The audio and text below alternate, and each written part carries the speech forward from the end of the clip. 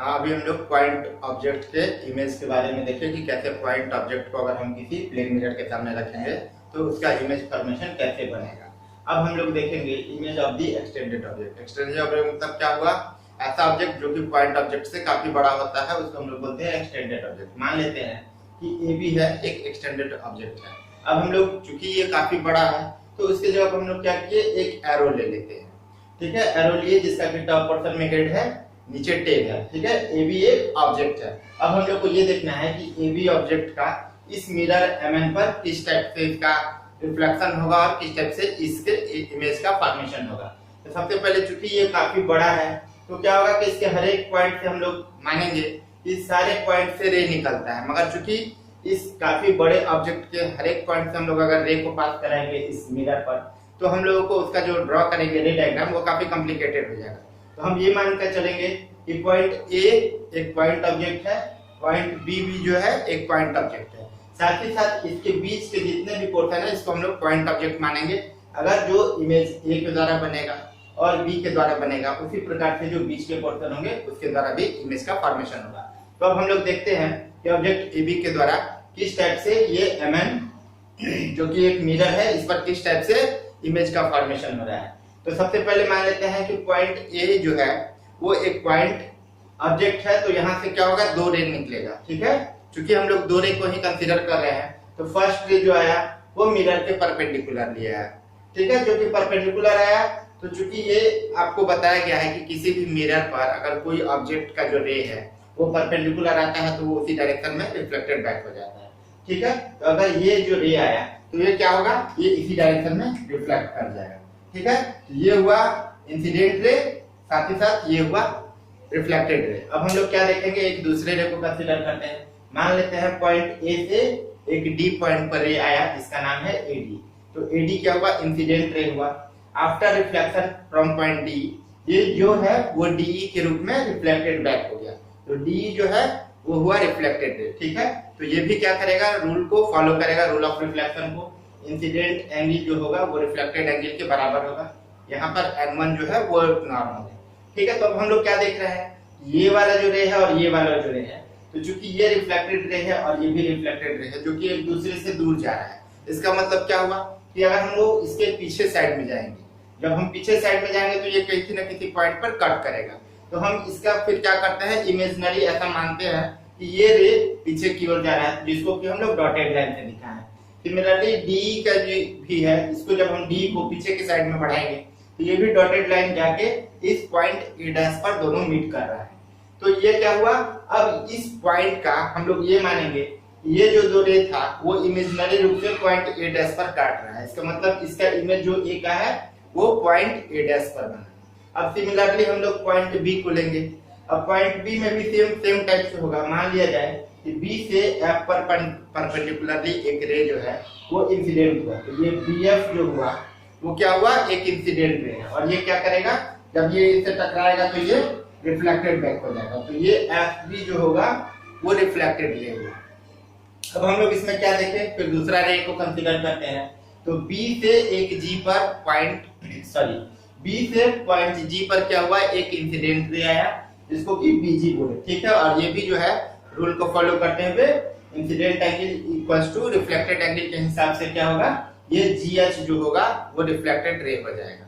Similarly ये भी उसी टाइप से हो गया, क्योंकि ये दोनों आपस में एक दूसरे को कहीं काट नहीं रहा है तो क्या होगा, ये दोनों रे जो है जो रिफ्लेक्टेड रे ये एक दूसरे से दूर जा रहा है। तो ये क्या होगा, जब हम इसको पीछे की ओर बढ़ाएंगे तो किसी पॉइंट पर कट करेगा। उस पॉइंट को बढ़ाने के बाद क्या हुआ, ये पॉइंट हम लोग को बी डैश मिला। क्योंकि ये दोनों देखिए, ये दोनों जो रे है या ये दोनों जो रे है एक्चुअली में कट नहीं कर रहा है। इसका मतलब क्या है, एक तरह से ये इमेजिनरी कट है। इसी के कारण से क्या होगा, इसका जो इमेज बनेगा वो भी इमेजिनरी बनेगा, एक्चुअल इमेज नहीं बनेगा। तो हम लोग को ये जो बी पॉइंट है वहां से कहां मिल गया, ये पॉइंट मिला बी डैश। ठीक है, अब हम मान लेते हैं कि इस पॉइंट से इस पॉइंट से इस पॉइंट से इस पॉइंट से इस सारे पॉइंट से अगर हम लोग इमेज का फॉर्मेशन करते हैं तो हम लोग को इस पॉइंट पर कंटिन्यूअसली मिलते चला जाता। तो हम क्या मानेंगे कि ये जो ए बी ऑब्जेक्ट है उसका कंप्लीट जो इमेज बना वो ए डैश बी डैश के रूप में हम लोग को मिला कि ये ए बी का ऑब्जेक्ट का जो इमेज है वो ए डैश बी डैश है। अब देखिए, चूंकि ये दोनों रे जो है वो वर्चुअल कट के द्वारा है, मतलब कि एक्चुअल कट नहीं है, इसीलिए ये पूरा का पूरा जो इमेज बनेगा वो वर्चुअल इमेज बनेगा। जैसे हम लोग आईना में देखते हैं, आईना क्या है, एक टाइप का प्लेन मिरर है। हम लोग जब उसमें अपना इमेज देखते हैं तो क्या देखते हैं कि वो आईना में हम लोग का एक्चुअल कट नहीं मिलता है, आईना भी सेम प्लेन मिरर ही है। तो प्लेन मिरर में क्या होगा, वो एक वर्चुअल इमेज मिलता है, ठीक है ना। और अब हम एक और चीज कंसिडर करने के बाद है कि ये पॉइंट ए है तो हम लोग को इसका इमेज ए डैश मिला, ये पॉइंट बी है इसका इमेज हम लोग को बी डैश मिला। तो अगर हम बोलेंगे कि इस ए बी का जो हेड है वो ए की ओर है, तो यहाँ पर भी क्या है, बी डैश ए डैश जो है इसका हेड क्या है, ए डैश पर है। इसका मतलब क्या हुआ कि जिस टाइप से अगर ये बोलेंगे कि इरेक्ट है या सीधा है, तो ये इमेज जो फॉर्मेशन होगा वो भी सीधा फॉर्मेशन होगा। साथ ही साथ कुछ जो प्लेन मिरर में होता है क्या कि अब हम लोग ये क्लियर किए कि ये ए बी जो है वही ए डैश बी डैश है, इसका मतलब ये दोनों सीधा है। हम लोग कभी भी अपना इमेज जब मिरर में देखते हैं तो हम लोगों का ऐसा नहीं है कि टॉप पोर्शन बॉटम में चला जाए या बॉटम पोर्शन टॉप में आ जाए। हम लोग का फेस जो होता है सामने की ओर रहता है, हमारा हेड ऊपर की ओर, और साथ ही साथ जो नीचे का पोर्शन होता है वो नीचे होता है। इसका मतलब इमेज क्या हुआ, ये हमेशा सीधा इमेज बनेगा, वर्चुअल इमेज बनेगा मगर ये सीधा इमेज बनेगा। साथ ही साथ एक और चीज कंसीडर करने के बाद है कि प्लेन मिरर में जितने डिस्टेंस पर ऑब्जेक्ट को हम लोग रखते हैं उसका जो डिस्टेंस इमेज का बनेगा वो भी उतना ही दूरी पर बनता है। तो इसके प्रॉपर्टीज के बारे में पढ़ेंगे कि इमेज का फॉर्मेशन जब प्लेन मिरर में होता है तो क्या क्या इसका प्रॉपर्टीज होता है। तो हम लोग क्या समझे, इमेज ऑफ एक्सटेंडेड ऑब्जेक्ट किस टाइप से, किसी एक्सटेंडेड ऑब्जेक्ट को हम लोग अगर हम एमएन अगर प्लेन मिरर मानते हैं तो इस पर किस टाइप से इससे इमेज का फॉर्मेशन हुआ। अब हम लोग देखेंगे कि किसी प्लेन मिरर पर जो इमेज बनता है तो उसके द्वारा कुछ प्रॉपर्टीज होता है, उन लोगों को हम लोग देख लेते हैं। जैसे क्या है, the nature of the image form in a plane mirror is virtual and erect. इसका मतलब क्या होगा कि जब भी किसी प्लेन मिरर के द्वारा किसी ऑब्जेक्ट का इमेज बनेगा तो वो हमेशा क्या होगा, वर्चुअल होगा, वो कभी भी रियल नहीं होगा, और साथ ही साथ वो इरेक्ट होगा। इसका मतलब क्या होगा, कभी भी वो इन्वर्टेड इमेज नहीं बनाएगा, ऊपर का नीचे और नीचे का इमेज ऊपर कभी भी नहीं फॉर्म करेगा, वो हमेशा सीधा रहेगा और वो वर्चुअल इमेज होगा। The size of the object, the size of the image form by the plane mirror is equal to that of object. इसका मतलब क्या हुआ कि जिस साइज का वो ऑब्जेक्ट रहेगा उसी साइज का उसका इमेज भी फॉर्म होगा। तीसरा क्या है, the image is at same distance behind the plane mirror. इसका मतलब क्या हुआ कि जब किसी ऑब्जेक्ट को हम प्लेन मिरर के सामने रखेंगे तो वो सेम उतना ही डिस्टेंस पर रहेगा, उसका इमेज उस प्लेन मिरर से उतना ही दूरी पर वो फॉर्म करता हुआ दिखेगा जितना कि उस प्लेन मिरर से वो ऑब्जेक्ट रखा हुआ है। अगर हम मान लेते हैं कि कोई जो ऑब्जेक्ट है किसी प्लेन मिरर से 5 मीटर की दूरी पर रखा हुआ है तो हम लोग को ऐसा फील होगा कि वो जो इमेज है उस मिरर से भी वो 5 मीटर की दूरी पर उसका फॉर्मेशन हुआ है। ठीक है, अब हम लोग को पढ़ना है लैटरल इन्वर्सन। ठीक है, तो लैटरल इन्वर्सन कहने का क्या मतलब हुआ, जैसे कि हम लोग कभी भी किसी प्लेन मिरर में अपना इमेज देखते हैं तो हम लोग अगर राइट साइड का हाथ उठाते हैं तो हम लोग को इमेज में क्या दिखता है कि हम लोग अपना लेफ्ट साइड का हाथ उठा रहे हैं। सिमिलरली अगर हम लोग कभी प्लेन मिरर में लेफ्ट साइड का हाथ उठाते हैं तो हम लोग को ऐसा फील होता है कि हम लोग राइट साइड का हाथ उठा रहे हैं। तो इसी चीज को हम लोग बोलते हैं लैटरल इन्वर्सन। लिखा हुआ है, when an object is placed in front of a plane mirror then right side of the object appears to becomes the left side. इसका मतलब क्या हुआ कि उस ऑब्जेक्ट का जो भी राइट साइड का पोर्शन होगा वो इमेज में हम लोग को उसके लेफ्ट साइड में दिखेगा, और जो उस ऑब्जेक्ट का राइट साइड का सॉरी लेफ्ट साइड का होगा वो उसके इमेज में क्या दिखेगा, वो उसके राइट साइड में बनता हुआ दिखेगा। इस फेनोमेनन को हम लोग क्या बोलते हैं, इस फेनोमेनन को बोलते हैं हम लोग लैटरल इन्वर्सन। अब हम लोग क्या देखेंगे, प्लेन मिरर में दो चीज है, उसका जो इमेज बन रहा है वो हमेशा इरेक्ट बन रहा है। इसका मतलब इमेज जो बनेगा वो सीधा बनेगा मगर लैटरली इन्वर्टेड बनेगा। लैटरली इन्वर्टेड करने का मतलब कि जो दाएं बाएं का पोर्शन हुआ वो बदल जाएगा मगर जो ऊपर नीचे का जो पोर्शन होगा वो हमेशा सीधा रहेगा। इसका मतलब इरेक्ट तो होगा मगर लैटरली इन्वर्टेड होगा।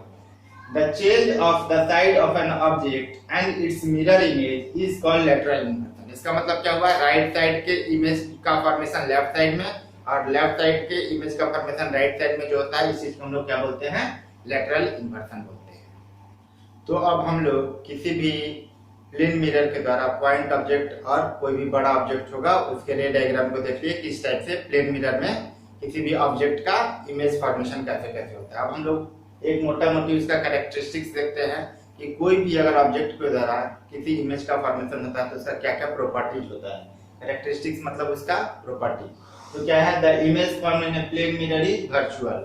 तो सबसे पहले हम लोग क्या समझते हैं कि किसी भी प्लेन मिरर में जब किसी ऑब्जेक्ट के द्वारा इमेज का फॉर्मेशन होगा तो वो कभी भी रियल नहीं होगा, वो हमेशा वर्चुअल होगा। जैसे हम लोग कभी भी किसी मिरर के सामने खड़े होते हैं तो हम लोग अपना चेहरा उसमें देखते हैं, ये जो इमेज होता है उस चेहरे को कभी भी हम लोग फिल्म पर नहीं उतार सकते। इसका मतलब क्या हुआ, वो रियल कट नहीं है, वो हमेशा वर्चुअल इमेज है। तो इसी चीज को हम लोग बोलते हैं virtual image. The image formed in a plane mirror is always virtual. ठीक है। दूसरा क्या है, the image formed in a plane mirror is erect. इसका मतलब क्या हुआ, जब हम लोग किसी मिरर के सामने खड़े होते हैं तो हम लोग का टॉप पोर्शन हमेशा टॉप और नीचे का पोर्शन हमेशा नीचे, पैर का पोर्शन नीचे दिखता है। इसका मतलब क्या हुआ कि अगर हम लोग किसी भी चीज को स्टैंड करेंगे तो उसका टॉप पोर्शन हमेशा टॉप रहेगा। इस चीज को हम लोग बोलेंगे तो वो जो है वो इमेज हमेशा इरेक्ट होगा।